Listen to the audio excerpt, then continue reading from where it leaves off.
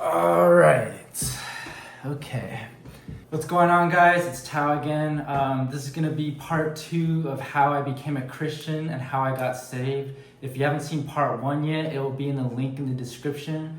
And without further ado, let's get to it. I get out of prison, right? And I'm at the lifeguard chair back at my work. And I'm just contemplating and thinking about what just transpired the past 72 hours, really just taking it all in. And it was just a good week or two of just going to work and doing my thing, and all of a sudden, bam, COVID-19 hit. It was around the end of December in 2019.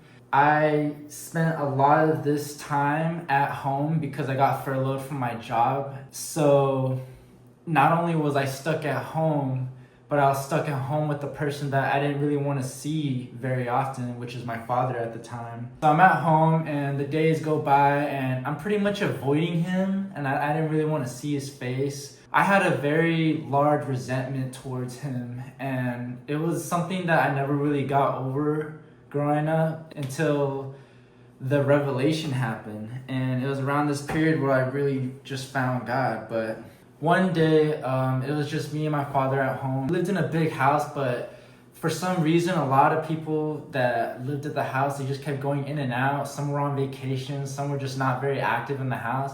So fate had it to where it was just me and my father at the house for about like a week and a half. We just avoided each other, really. And it was nothing like unusual. It was just our relationship wasn't very much there. And that's just how it was normalized to us. One day, he just comes downstairs and he's calling for me. He's like, Josh, where you at? Where you at? I was just ignoring him, like straight up. I did not want to see the man. I had no intention to talk to him at all.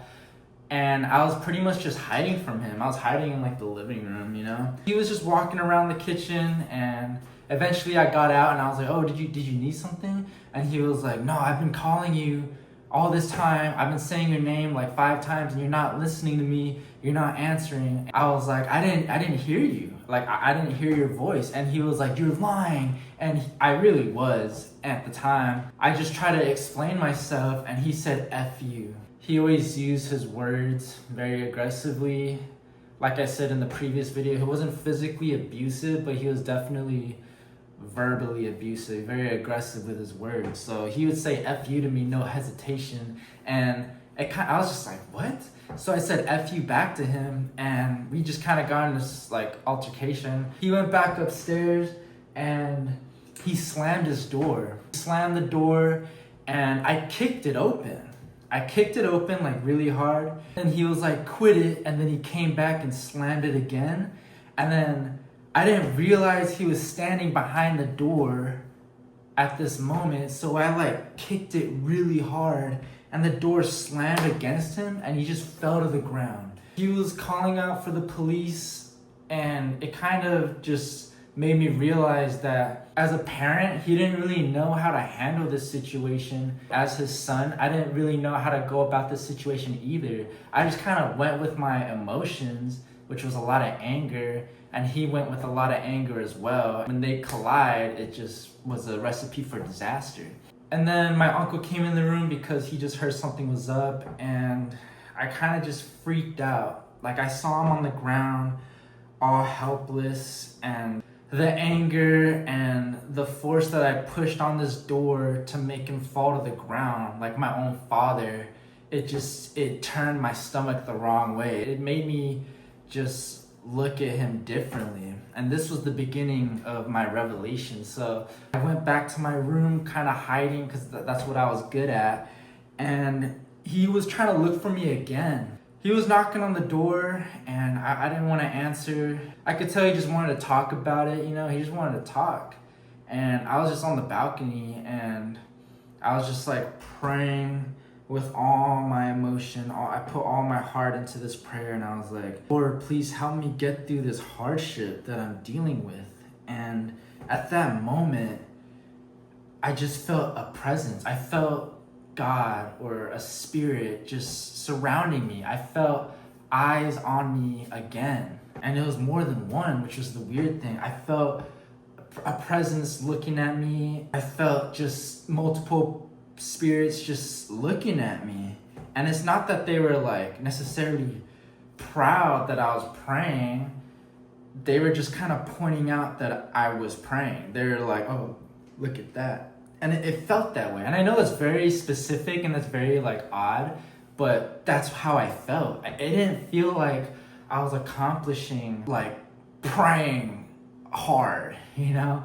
It just felt like they were acknowledging it. And at 18 years old, I kind of had this responsibility to where I needed to be a good son to my father. You know, he wasn't doing too well with his health, and I just had to be kind of the bigger person, even though he was very angry and all these things. And I didn't realize it at the time, you know? I wasn't held accountable for the sins I was committing. I came downstairs and my father was asleep on his chair. And when he's sleeping, he kind of just looks dead, you know? He's just on his chair and he's just like, he's a loud snorer. So just seeing him like that, I was used to him sleeping like that, but what made it different this time was I envisioned him as a dead person. I was thinking like, oh my gosh, like he could die at any day now, and I've just been like kind of this terrible son towards him. And that's what like really hit me. That's what made me realize that I need to switch up. It was never the fault of the world. It was never anyone's fault but mine. Yeah, there's ways that this could have went about differently, but at the end of the day, I had to take accountability and just suck it up and just take accountability for myself, because it's my life. I want to change the way my life is. I had to do it. And at that moment, when I saw him like that on the chair, I promised myself that I would never disrespect him, never call him names, never be a bad son ever again. And I thank God every day for this revelation, for this eye-opening experience, because my father passed away this year, 2024, in January. And I am so glad that I was able to change the way I was looking at things when it came to him. At his age, there wasn't really much time for him to change his ways, but that was okay. I took that initiative to be the bigger person, to be a good son, and to just go about my relationship with him as the most positive and most loving thing I could do. My father was a lot of things, and we said a lot of hurtful things to each other, but he was still my father. And I love that man to death. If he was still alive, I would carry him on my back and do everything I can for that man. And thank God Jesus got me out of that rut, because if he didn't, I would have went into a more negative and more dark space. I would have probably still hated him till this day.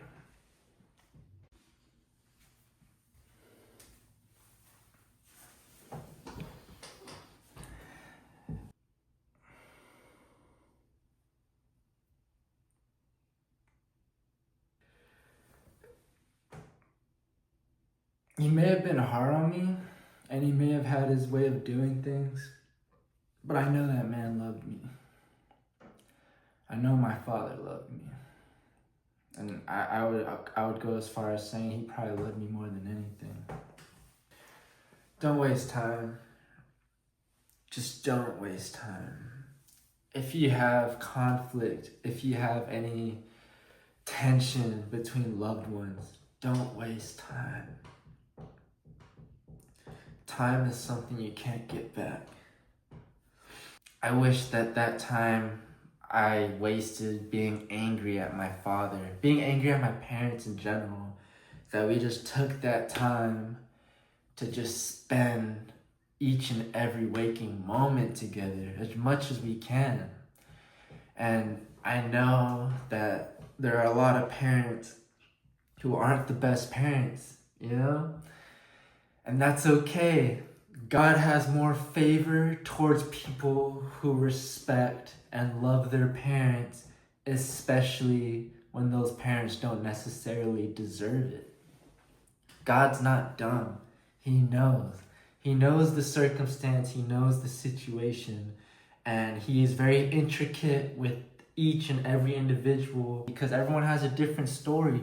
Everyone has a different situation. And everyone has different circumstances, you know? The falling out and the problems me and my father had, it went public, you know? And for a long time, I used to resent him for that, for calling the police, for taking it to like a whole new level that it really didn't have to be. And being on Guam, being on a small island where it's almost like a small town, it's embarrassing. My mother called me after that and she was just crying on the phone because her son had a mugshot that was just public, you know? It was on the news. And a lot of this negativity and this shame that is brought upon people who made mistakes, it could be attached to these labels. These labels that they stick to you. They stick to you after the incident. They stick to you after, you know. I remember after the incident, I went back to my high school. I kept getting these looks like, oh, dude, that's him, you know? That's the criminal. And the Bible has plenty of examples of stuff like this. Thomas the doubter, Matthew the tax collector, Rahab the prostitute. You gotta realize Rahab got redeemed and she's with the presence of God. So there is no cancel culture when it comes to the Lord. He will always be there in your worst times and your best times. The point I'm trying to make is that I found Jesus in that moment of suffering, and it just opened my eyes and it changed my perspective on life. After that incident, life just became bliss. It became bliss and amazing for a period of time. And the reason why it was only for a period of time is because as a Christian, you're forever evolving, you know? God may bless you for finding this revelation and figuring certain things out, but it's a challenge, you know? There's always going to be tests. There's always going to be trials. There's always going to be something new to learn. It never ends. That's the journey of being godly, of being a spiritual person, of being a Christian. As always, I appreciate you guys for watching my videos. Even if you are not a Christian, I hope you could still take something away from this, because in my generation, you know, Gen Z, there's a lot of issues with us and our parents. It always breaks my heart to see children or people my age have a bad relationship with their parents, and it could be the fault of either side. But at the end of the day, just take the time. Just utilize the time we have here on earth, the time we have with our friends and family, and just live. Spend time together. Love each other and be there for one another. Try to talk things out. Try to learn more about each other, because at the end of the day, you never know when they're gonna die, when they are gonna leave this earth, and you don't want to have any negative baggage attached to that situation or that person, because at the end of the day, we're all bigger than that. Anyways, if you guys like that video, please drop a like and subscribe to the channel. I don't really do videos like this where I talk about my faith, but if you guys want more of this coming, go ahead and just let me know in the comments if you want to see more of these videos, because I love to do lifestyle and fitness, but I don't mind dwelling once in a while to talk about my faith and about my spiritual journey as a Christian. That being said, I'll catch you guys on the next one. Peace.